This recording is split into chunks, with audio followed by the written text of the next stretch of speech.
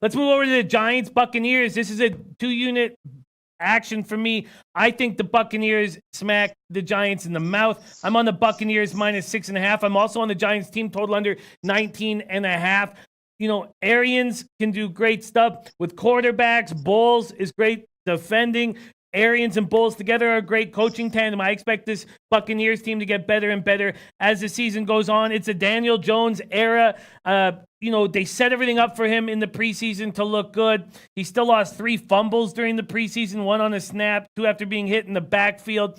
This is a Buccaneers defense that can defend the run. I'm a big Vita Vea fan. I think that this is perfectly set up for the Buccaneers at home to smash the Giants. I got plus 100. I got a plus line on my team total under. The over was -138 at my book when I took the team total under.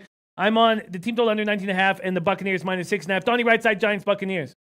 Another tough one for me, just because you're going to get Daniel Jones in his first career start. It's going to be on the road. I mean, that's a tough go. And the funny thing I always like to look at that is how bad Eli Manning is. So Eli Manning is announced that he's out of the football game. It's -6.5. It actually drops to 6. So Eli Manning, some people's quote-unquote Hall of Fame quarterback, is actually worse for his team than a rookie making his first career start in the NFL, which I always find kind of interesting as an Eagle fan and kind of funny. But getting back to the game itself, when you take a look at both teams here, right, Jimmy, you get a little bit of a rest break. Tampa Bay surprises, goes on the road on a Thursday night road team, picks up the victory in division, then goes back home and goes, you know what? We're 1-1. We got the Giants coming to town. We should be able to win. This game gets, on paper, if I'm looking right now, I'm saying, you know what? Giants actually look a little bit intriguing getting the 6 points in this game. But when you break the game down to its common elements, the Giants have 0 playmakers. They don't have a single playmaker. Yeah, Sterling Shepard's coming back. Congratulations. It's going to be a rookie quarterback on the road in a hostile environment. Now, the funny thing about this game when you try to look at it is, well, you still got to bet Jameis Winston. We don't really know how good the Tampa Bay Buccaneers are,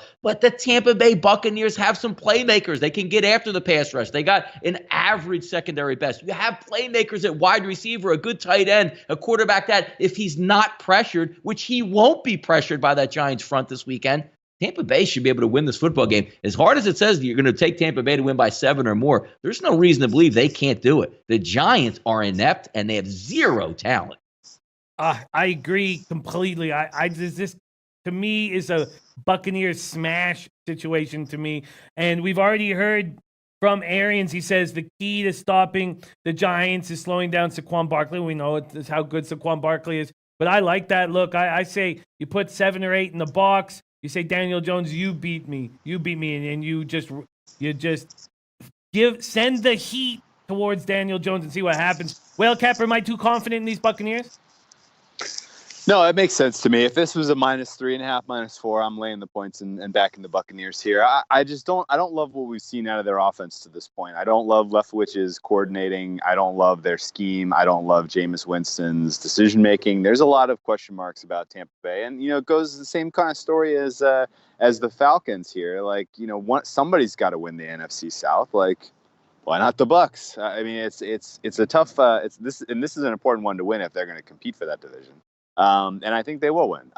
All that said, my angle here, I'm expecting a first half under here. I would expect that the Giants are going to roll out a pretty vanilla look, try to get some reps for Daniel Jones, make sure he doesn't make an early mistake, get himself in in over his head, keep themselves within striking distance. So I think you're going to see them lean pretty heavily on Barkley, a move which Tampa Bay should be well prepared for. And then, when you inject a new starting quarterback into your team, you can get some of your players who are kind of replacement level to play up a little bit. And so we may see an honest effort out of the Giants here in the first half. So I would look for a first half under. And in concert with that, this Giants defense is super thin. If they're out there and getting reps in this heat in the first half but playing well, maybe my favorite smash on the whole board is going to be coming back on the second half over here, because we should see this game open up as we get deeper into the contest. And if I'm thinking we're going to see something like